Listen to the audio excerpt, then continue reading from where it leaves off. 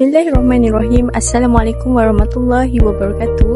Hari ini Universiti Utara Malaysia telah menjadi lokasi kepada satu inisiatif dakwah yang segar dan penuh inspirasi. Program dakwah yang bertajuk Kaedah Dakwah Zaman Kini Anjuran Kelab Perki Universiti Utara Malaysia bersama rakan-rakan strategik.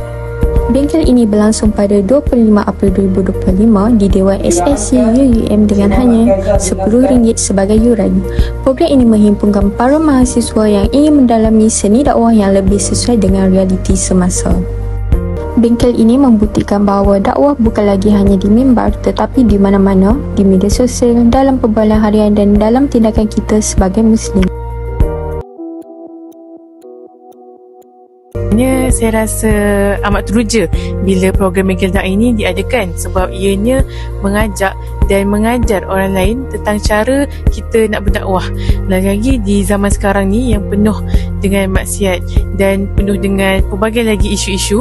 Jadi bila mana adanya kaedah dakwah zaman kini iaitu daripada program Bengkel Dakwah sendiri, kita boleh tahulah macam mana cara untuk mengajak orang ke arah kebaikan. Objektif utama ada 3, iaitu yang pertama untuk menyemai semangat menyebarkan dakwah dalam kalangan mahasiswa ataupun masyarakat umum dekat luar sana, dan juga yang kedua untuk meningkatkan kemahiran. Kalau kita tengok tadi ada 3 yang kita fokuskan, iaitu pengucapan, penulisan dan juga penerbitan.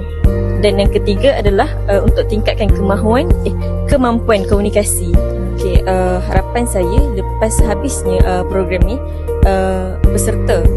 para peserta yang hadir ke program ini dapat tingkatkan kemahiran mereka yang berfokuskan kepada 3P tadilah. Peserta dapat aplikasikan semua yang telah dipelajari daripada program ke realiti lah, masa realiti sekarang.